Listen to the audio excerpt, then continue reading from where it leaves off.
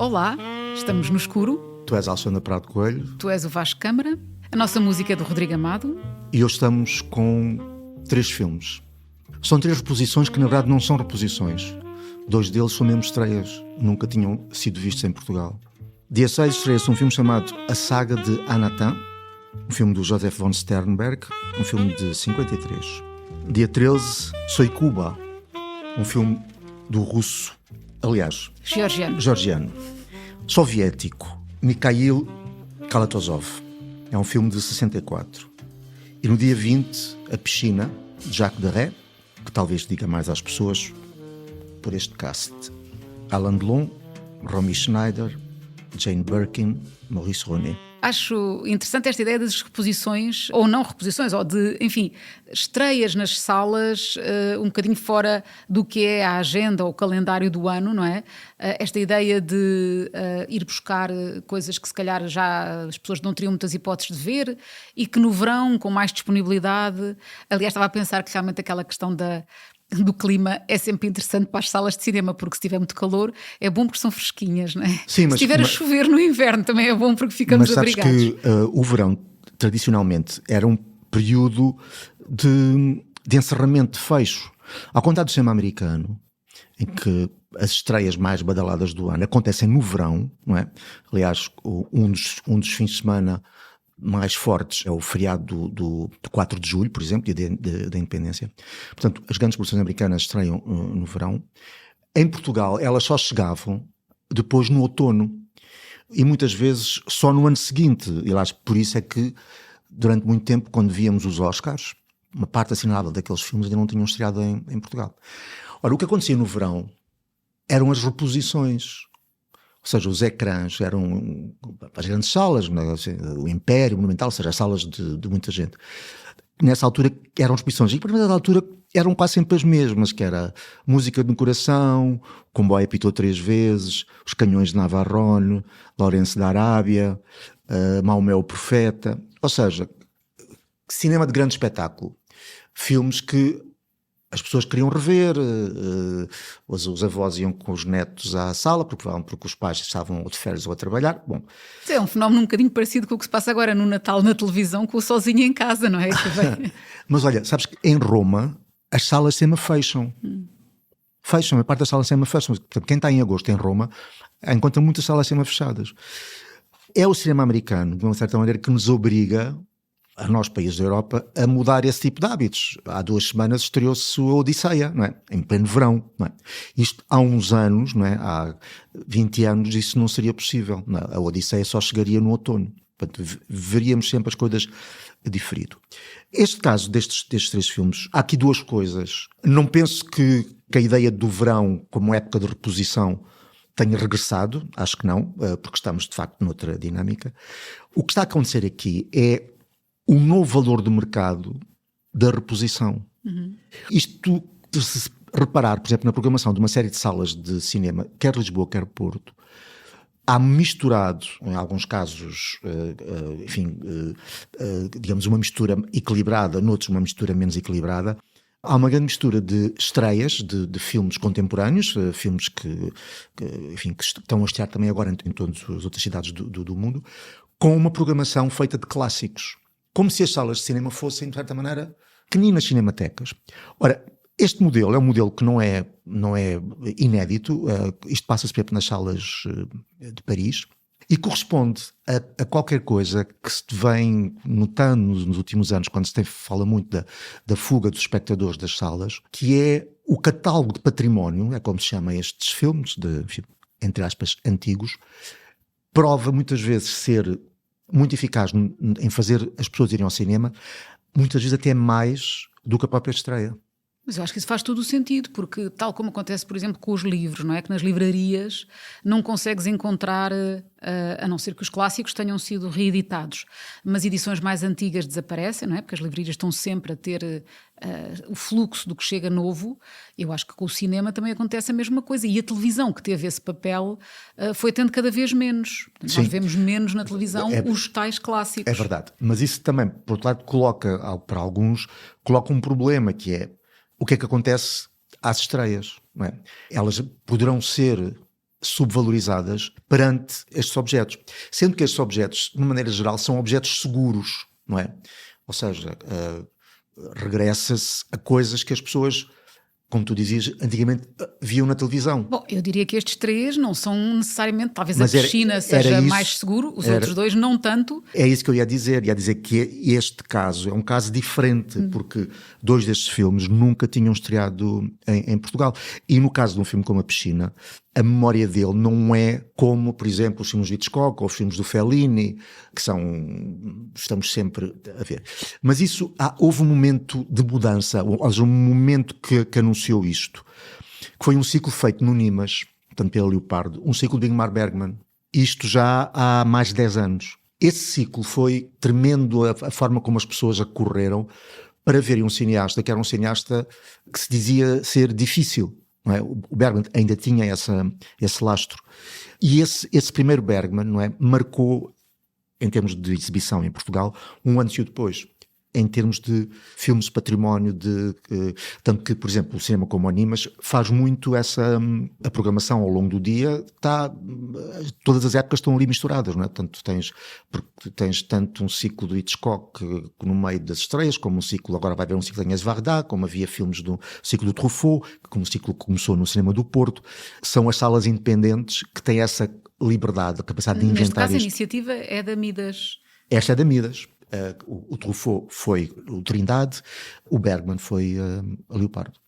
I'm a motion picture director, though to some of you, my films may be familiar, my voice is not. My name is Van Sternberg.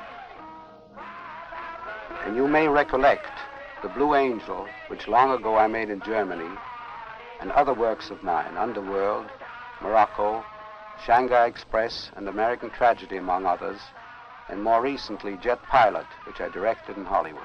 Então, começa dia 6 com este filme, a saga da Anatan.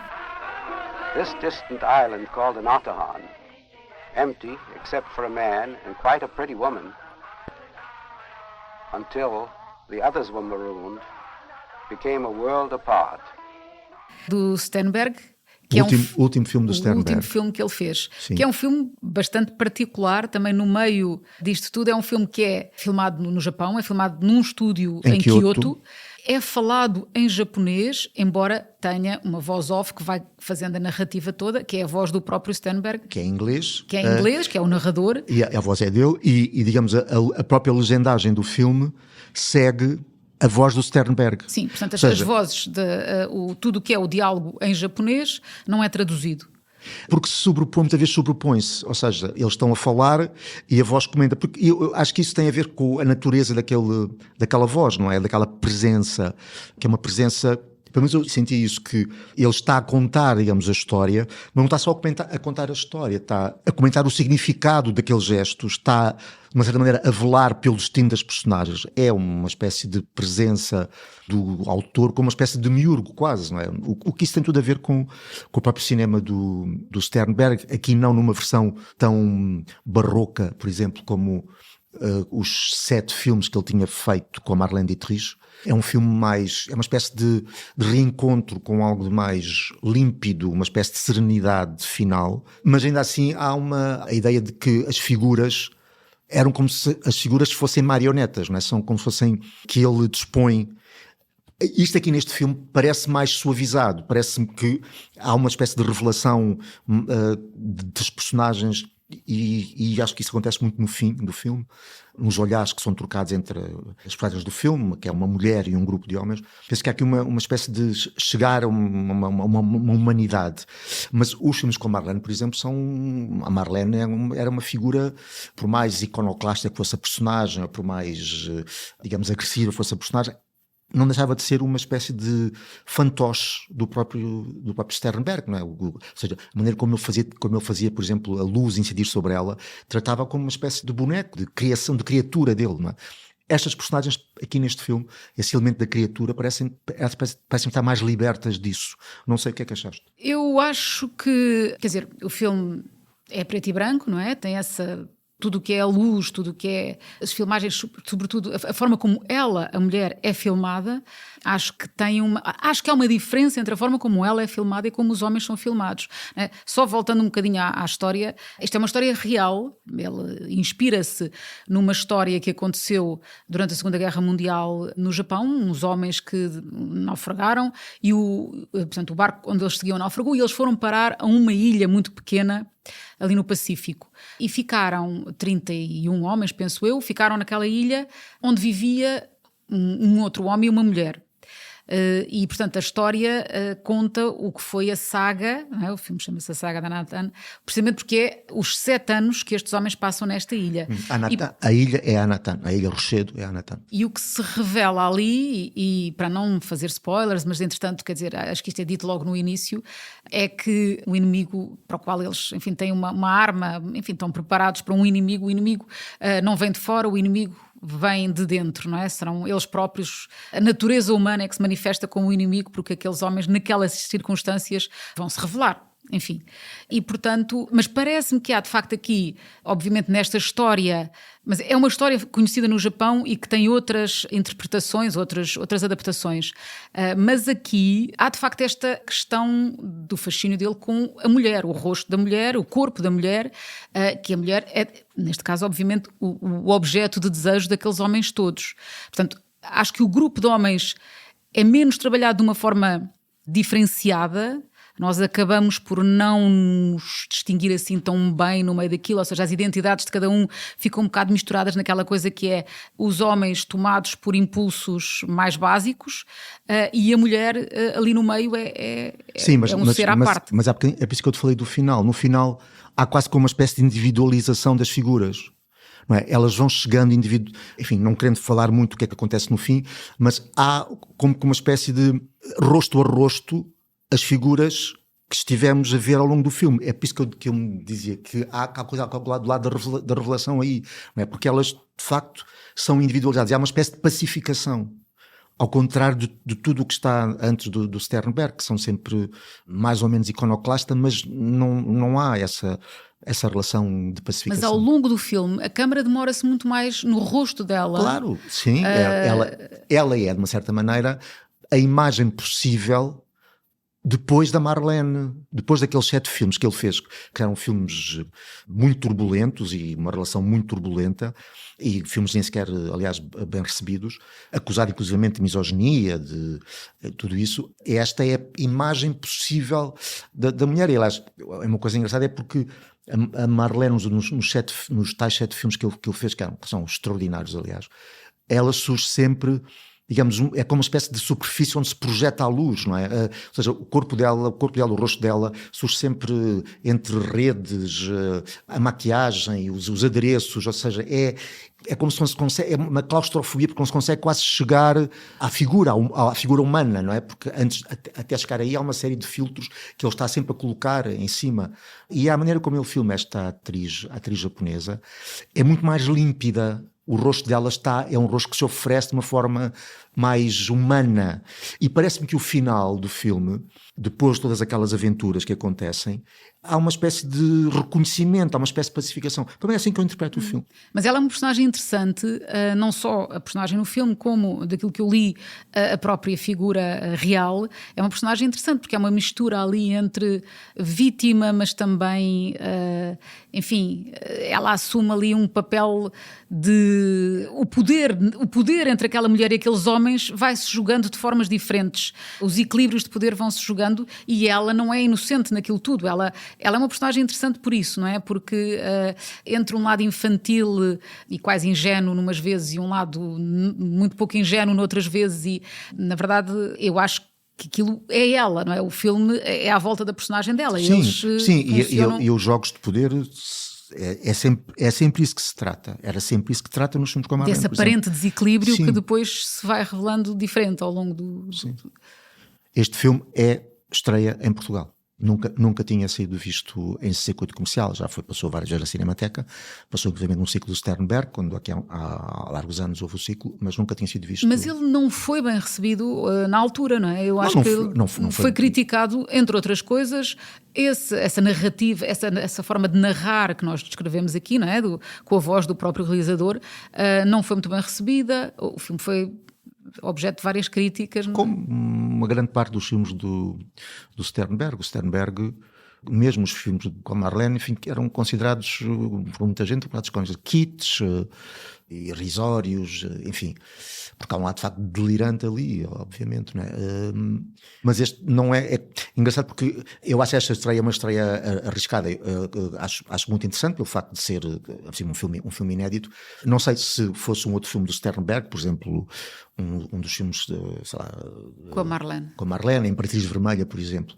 Imperatriz Vermelha, que é um filme fabuloso, se calhar diria mais alguma coisa às pessoas, mas este de facto impõe-se, porque de facto nunca foi. É a possibilidade de descobrir algo novo, não é? Que se fosse um dos outros filmes da Marlene, provavelmente já as pessoas viram na televisão, viram na Cinemateca, não sei. São filmes que passam mais. Isto é a mesma possibilidade de descobrir. Aquí Radio Rebelde, transmitiendo desde las montañas de Oriente, territorio libre de Cuba. Soy Cuba. Para mí soy casinos, bares, hoteles.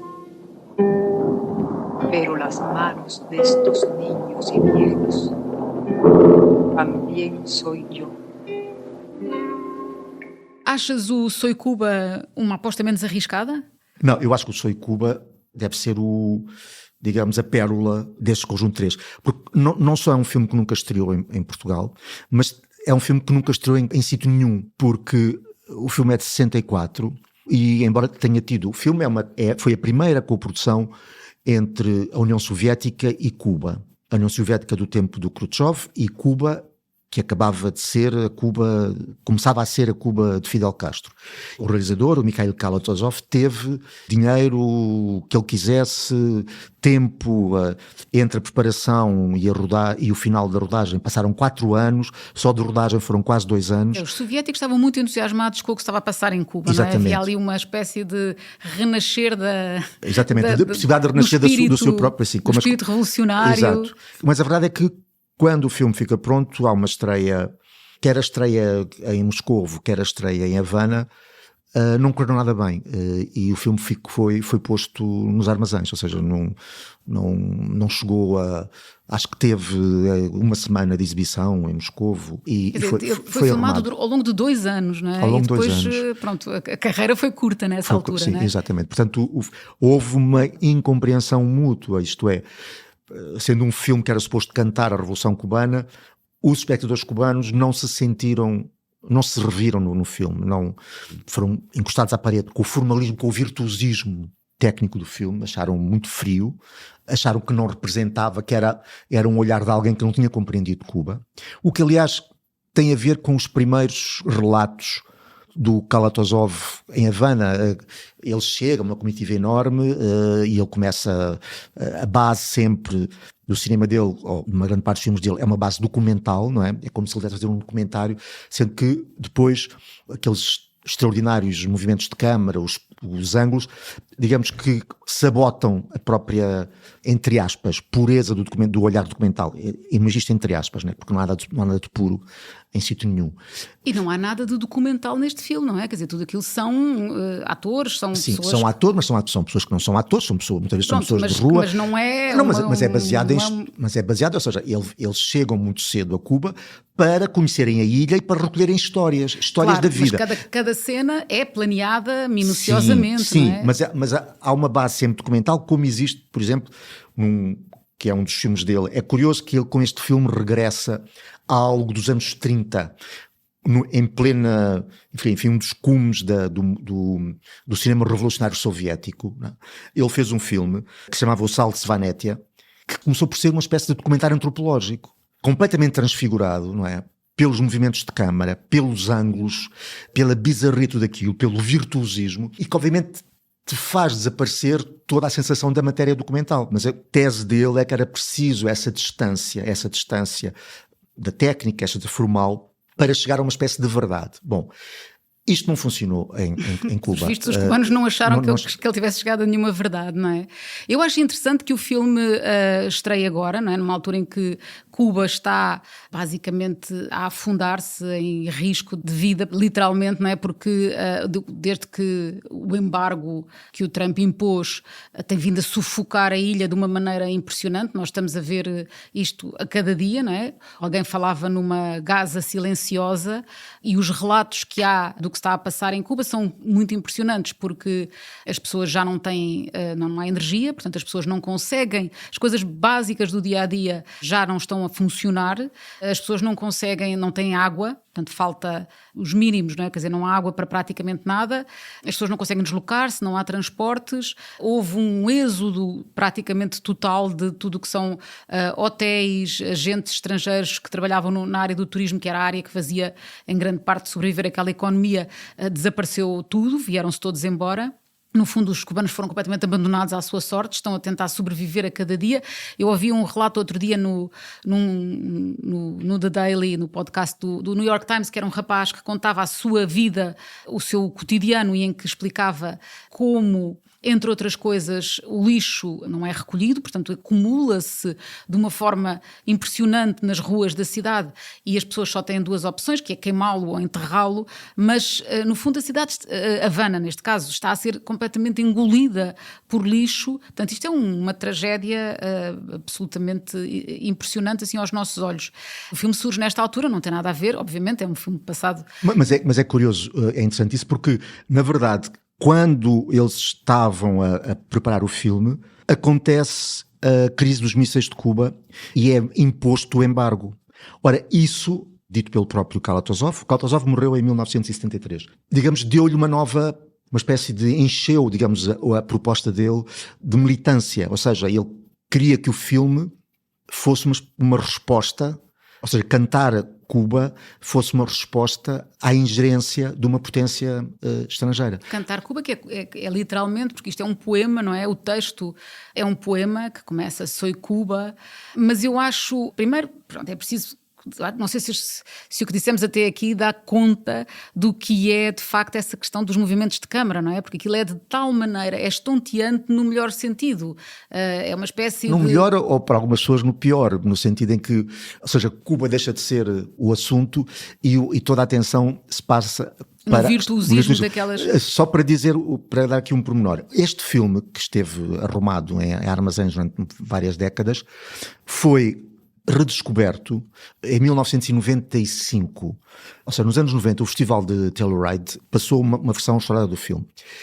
E quem começou a falar muito no filme e fez todo o trabalho de o lançar ao mundo, até porque foram essas duas pessoas que compraram os direitos e que lançaram o filme comercialmente nos Estados Unidos em 1995, foi o Scorsese e o Coppola. Acho que não por acaso, porque me parece que o filme vai ao encontro de ansiedades e de lutas e de gestos dos próprios realizadores. Ou seja, o lado experimental, com que o Coppola, por exemplo, se espatifou completamente do fundo do coração, por exemplo. Eu lembrei-me imenso do fundo do coração ao ver este filme. Não podia ser, é um filme de 64, não é? O Evasão veio depois. Mas há qualquer coisa neste gesto que o Coppola deve ter reconhecido. E depois, quando descobriu o filme, o Scorsese estava a preparar o Casino.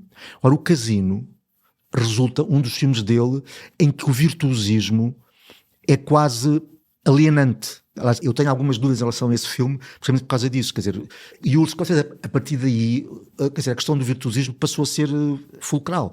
O Scorsese diz uma coisa que eu acho que é daqueles absolutos dele, não é? Que se o filme tivesse sido visto em 64, isto é, se tivesse sido visto por realizadores, para além dos espectadores, o cinema teria mudado mais cedo. Por exemplo, ele considera que o filme do Paul Thomas Anderson, o Boogie Nights, é o filme de alguém que viu este filme, que viu Soy Cuba. Aqueles movimentos de câmara do Boogie Nights vêm daqui, segundo o Scorsese. Ora, ele disse que se em 64 o filme tivesse sido visto, a cinefilia teria sido influenciada mais cedo. Enfim, eu não sei se de facto se o Soy Cuba é um filme influente, Ok, Paul Thomas Anderson, Scorsese, enfim, mas não sei se é suficiente para ser um filme influente. Agora, de facto, é extraordinário, de facto, isso que tu falas do virtuosismo, mas é algo que não está neste filme, é algo que está em todo o cinema dele, não é? A questão da câmara, não é? É uma presença obsessiva. Tu estás a ver o filme e estás permanentemente a reparar no que é que a câmara está a fazer. É verdade, embora haja muitos planos que é o picado e o contrapicado, não é? Visto de cima, visto de baixo, que tu começas, quer dizer, tu reconheces aquilo e que a certa altura cria uma linguagem que até é repetitiva, no fundo. Mas depois há outros que são extraordinários de uma maneira que tu nem sequer consegues perceber como é que a câmara, em planos de sequência, como é que a câmara vai dos céus ao fundo de uma piscina e passa e entra... E passa entre edifícios e voa sobre manifestações. E passa sobre rostos de pessoas, atravessa rostos e as pessoas... Quer dizer, aquilo rodopia de uma maneira que nós próprios espectadores ficamos tontos, como se estivéssemos num baile e fôssemos levados de mão em mão. Sim, a rodopiar. Aliás, há um documentário que se chama O Mamute Siberiano, um documentário brasileiro, que nos anos 2000, no início dos anos 2000, um cineasta brasileiro foi a Cuba para tentar perceber como é que esses planos foram feitos. Depois o documentário tornou-se outra coisa, não é? Mas o que levou foi tentar perceber como é que aqueles planos, como é que aqueles movimentos de câmara quase impossíveis teriam sido possíveis de se fazer. E ele depois percebeu que havia outra história para contar, que era precisamente uma espécie de amnésia daquelas pessoas que se lembravam muito bem de como é que tinha sido feito, mas nenhuma delas se lembrava da estreia. Ou seja, como é que aquelas pessoas apagaram completamente da estreia. Isso eu acho que é das coisas mais interessantes nesta história, não é? Que é como é que esse choque cultural, não é? Como é que essa incompreensão mútua aconteceu. Eu acho muito engraçado, eu estava a ler um artigo sobre o filme numa revista comunista britânica e havia ali algumas coisas que revelavam um bocadinho essa dificuldade dos dois lados se entenderem, não é? No fundo, como a gente disse, havia essa esperança dos soviéticos de que ali realmente a revolução ia de alguma forma renascer com uma nova energia, mas depois, na leitura deste autor comunista, Cuba é uma revolução muito particular e o filme mostra isso de algumas maneiras, uma das quais é... O filme é muito voltado para a própria história de Cuba e para os próprios problemas da sociedade cubana e falta-lhe o lado internacional, não é? Desta coisa do comunismo dever ser um movimento internacional e voltado para a união de todos os, enfim, proletários de todo o mundo. Não só, dizia ele, neste filme faltam proletários, ou seja, falta uma classe trabalhadora, porque o filme reflete, sobretudo, as histórias de, enfim, alguma população urbana, mas mais as prostitutas, enfim, pessoas que vivem exploradas pelos americanos que aparecem como, de facto, os maus, não é? Muito claramente os maus. E depois, por outro lado, os camponeses, não é? Uma vida trágica de trabalho e de exploração dos camponeses. E depois a capacidade desta gente, e os estudantes, portanto, os estudantes nas cidades, e depois a capacidade desta gente se revoltar. Mas faltavam aqui os tais operários, não é? Na leitura deste comunista. Mas depois também vi algures, não sei aonde, uma crítica que dizia que, uma análise, que dizia que, coisa que incomodou também os soviéticos um bocadinho foi o lado, como Cuba parecia divertida, não é? E como até os americanos maus se divertiam muito. Exato. Em Cuba, aquelas festas. Isso foi o medo dos soviéticos. Ou seja, por isso é que o filme foi, digamos, fechado, foi postulado, é que eles não acharam graça nenhuma a mostrar esse lado hedonista das festas. Nas festas. Até porque o filme, isso dizem os cubanos, o filme é percorrido por um certo puritanismo. Isto é, a visão do sexo, por exemplo, da sexualidade, está ligada sempre à exploração, à prostituição. Ou seja, o sexo no filme é isso, é as raparigas cubanas que são exploradas pelos estrangeiros, não é?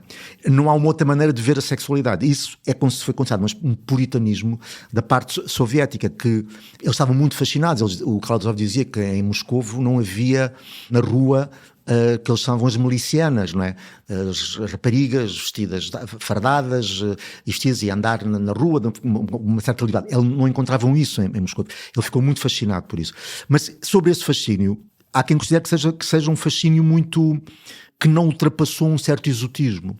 Eu estive a ver esse documentário, o Mamute Siberiano, em que aparecem algumas pessoas que participaram na rodagem do filme e que dizem que não se lembram da estreia. Dizem, eu devo ter ido, mas não me lembro, mas não gostámos daquilo, porque achámos aquilo tudo muito lento os gestos, ou seja, porque os gestos, não é? Os movimentos, tudo aquilo está, digamos, programado de acordo com o movimento da câmara, portanto é como se os gestos fossem decompostos. Por exemplo, eles falam muito, há uma sequência em que se vê os jovens estudantes manifestantes contra o regime de Fulgêncio Batista, não é? Portanto, e um deles vai lançar um foguete ou um petardo ou uma coisa, e está-se a ver o filme e ouve-se o comentário desse técnico cubano que diz, estão a ver, o tempo que ele demora, se fosse menor, nós mandávamos logo aquilo. Ora, ele está a demorar porque obviamente está a ser construído um efeito com a câmara, não é? E, portanto, a câmara de facto é o olhar, portanto, tudo depende disso. Portanto, eles não ficaram nada... Sim, eles ficaram com a sensação de que estavam ao serviço, no fundo a sua própria história estava ao serviço do tal... de um virtuoso. De um virtuoso e portanto não eram eles o centro daquele projeto.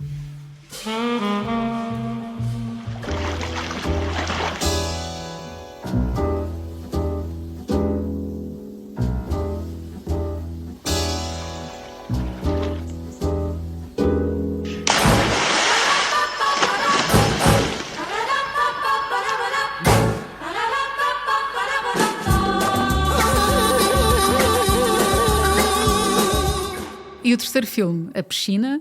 Filme de 69. Filme de 69. Como cantava o Serge Gainsbourg, 69, année érotique. E a Jane Birkin cá está precisamente a confirmar. O Serge Gainsbourg estava na rodagem porque não queria que houvesse histórias entre a Jane Birkin e o Alain Delon. Mas segundo sei já estavam mais ou menos em afastamento, o Gainsbourg. Sim, mas ele estava lá. Ele estava lá, estava vigilante. Não queria que houvesse histórias. Mas então temos pronto aqui um filme, finalmente uma piscina, um pouco de fresco. mas com todo digamos, um perfume tórrido, não é? Este filme, em alguns países como Portugal, houve cenas que tiveram que ser... Hoje o filme é completamente... Enfim, não tem nada de especial, exato. Tem, obviamente que é um filme que filma dois corpos, não é? E filma de uma forma muito frontal, quer dizer, está a filmar dois corpos, mas corpos, mesmo quando eles estão na piscina apenas, não é? Portanto, penso que nudez, há um momento em que se vê os seios de Romy Schneider, mas quer dizer, é uma coisa, quer dizer, já naquela altura o cinema havia, sobretudo a nudez feminina, já se mostrava, mas eu acho que havia esta coisa da relação entre aqueles dois atores, que curiosamente já não existia também. Não é? Todo o filme foi feito numa espécie de curiosidade, ou seja, todo o voyeurismo em relação ao filme. Era uma espécie de curiosidade sobre a relação entre o Alain Delon e a Romy Schneider, que já tinham sido um casal, mas já não eram. Não é? E aliás, a relação entre eles decorreu entre dois filmes. Quando eles se encontram pela primeira vez juntos, quando filmam juntos pela primeira vez, é em 1958, um filme chamado Christine. E aí a Romy Schneider era a vedeta, porque ela vinha daqueles papéis de ingênua, romântica, a Sissi. O Alain Delon estava a tentar ser também uma espécie de ídolo romântico. E era ela a figura que podia decidir se o Alain Delon entrava ou não entrava no filme. No caso da piscina, as posições inverteram-se. O Alain Delon tinha feito, entretanto, um filme chamado Plan Soleil, em 1960, e tinha filmado também O Samurai. Portanto, ele é que era a estrela. A carreira da Romy Schneider estava numa espécie de limbo. Não havia maneira de se desenvolver. Portanto, foi ele querendo agradecer o que ela tinha feito por ele uma década antes, que a escolheu. Mas ele, entretanto, não só se tornava uma estrela, como tinha mudado o seu perfil, a sua persona. O Alain Delon como herói romântico, não foi isso. O Plan Soleil, que foi o filme que criou o Alain Delon, que nós passámos a conhecer, a figura dele era uma figura bastante sombria, bastante negra mesmo, e foi sempre isso que se tornou interessante nos grandes papéis do Alain Delon. E este filme, é isso que acontece de novo, porque é uma história de um quarteto, não é? Um filme que se passa numa vila nas colinas de Saint-Tropez, um casal, que é o Alain Delon e a Romy Schneider, e chega um amigo que traz a filha, que é a Jane Birkin. Esse amigo tinha tido em tempos uma história com a personagem da Romy Schneider. Portanto, havia uma espécie de rivalidade ainda persistente. E há um crime, há um morto. E todo o filme é sobre isso. E é a figura do Delon que é a personagem mais ambígua de todo o filme. Ora, se o Delon tinha encontrado já, digamos, o seu boneco, a Romy Schneider, com este filme, de facto, ela vai ter um segundo fôlego de carreira, porque este filme leva a ser descoberta. Este filme é visto por um realizador que era o Claude Sauté, com quem ela vai realizar e vai entrar numa série de filmes e vai desenvolver uma personagem que em alguns deles tem, enfim, que irá ter em alguns filmes um processo de contornos quase trágicos e que marcam, digamos, a figura da Romy Schneider, que ela passa daquela romântica, ingênua, para uma figura complexa, uma mulher madura, mas que não conseguiu encontrar, que não conseguiu encontrar serenidade na sua vida, e portanto, em alguns casos, em alguns filmes, essa turbulência de facto tem contornos muito trágicos. Essa figura é desenhada aqui, neste filme. O filme começa com uma cena, pronto, eles estão à beira da piscina, não é? Todo um clima de férias, o sol, a água da piscina, etc. E de facto, ao princípio, tu não tens esse incómodo, essa sensação de que aquelas personagens carregam ali algo mais pesado, vai-se construindo a partir daí, não é? Quer dizer, não... Mas eu acho o lado erótico nem me parece que esteja muito presente, não é? Eu acho é que há ali a questão da beleza, não é? Porque eles são tão extraordinariamente bonitos, os corpos, as caras, aquilo, há ali um fascínio de facto da câmara. Acho que a gente não se cansava de ficar a olhar para eles, mas também porque eles têm essa profundidade, não é? Essa profundidade que se vai, e as sombras que vão surgindo. E eu acho que esses corpos dourados e aquela maneira como vai, ao princípio parece apenas que é o tédio, não é? Há o tédio que vem surgindo levemente à superfície naquelas figuras, e depois desse tédio traz outras coisas por trás. Mas eu acho que isso é que é a força do filme. Sim, não é? É como se fossem dois filmes, é como se fosse esse filme, um filme, digamos, à superfície, que é os corpos, não é? É a pele, e em que os diálogos são os diálogos da ocasião, são aqueles diálogos que as pessoas têm quando estás de férias e aparecem uns amigos. É esse tipo de diálogos que a maior parte das vezes são trocados. E, no entanto, o que está a acontecer, há um outro filme que está a decorrer nas profundezas desse, que não é, digamos, falado, não é tão falado, mas tem a ver com gestos, tem a ver com olhares. Tem muito a ver com olhares. Os olhares são muito... cada vez mais, à medida que o filme se aproxima do fim, não é? Os olhares vão se tornando cada vez mais carregados de significado. Que eu acho que é muito forte, que é muito interessante neste filme, até porque este filme é realizado por um cineasta chamado Jacques Deray, que sempre se disse, que digamos, o lugar comum diz que era um artesão, que era um tipo, aliás, ele filmou bastantes vezes com o Alain Delon, mas com o Alain Delon como produtor, e portanto o Alain Delon era um produtor bastante ditatorial, e diz portanto, que o próprio Jacques Deray nunca tinha conseguido fazer os filmes que ele queria fazer, estava sempre às ordens do Alain Delon. Portanto, há uma espécie de desvalorização do Deray. Ora, não é esse o único caso, há outros casos, convém descobrir, porque ele tem coisas muito, muito interessantes, mas este é um exemplo, para mim, acho que evidente, de como de facto este é um filme de uma terre-en-scène, não é? Essa forma como ele faz acontecer um filme numa espécie de subterrâneo, não é? Mas que nós percebemos que está lá. Quando o que está cá em cima é outra coisa. É a superficialidade. É no sentido da palavra, é os encontros com os amigos, é as pequenas picardias, não é? Os casais. Há uma festa, dança.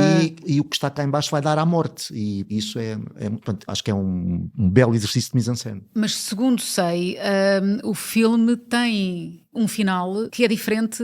Há um final, no filme, a versão francesa tem um final, e outras versões têm um outro final. Não, tiveram um outro final, sim, mais fechado, que fechava a história numa conclusão. Sim. Enquanto que esta versão que ficou não o fecha, que é muito mais interessante. Não, é mais interessante e é muito mais amargo. Porque muito mais amargo, sim. Condena as personagens a qualquer coisa, não é? Condena-as àquilo que elas sabem, não é? Aquilo que elas sabem que aconteceu. que elas sabem e que o espectador sabe. E, portanto, nesse sentido que é um final aberto, mas eu nem diria que seja eu até não diria que é um final em aberto, eu acho que é um final fechado, porque não há nada para as personagens que elas possam fazer. Com aquilo que elas viram, com aquilo que elas sabem, elas não podem fazer nada. Não é? É nesse sentido que é um filme... E curiosamente, cruzei-me também com uma leitura do filme interessante, a propósito dos corpos, que é os tais corpos que estão tão nus no início, eles vão se vestindo ao longo do filme, e que o final do filme, já onde elas se fecham, nisso que tu dizes, não é? Os corpos já não são os mesmos corpos expostos ao sol, dourados, já são os corpos vestidos e, portanto, fechados.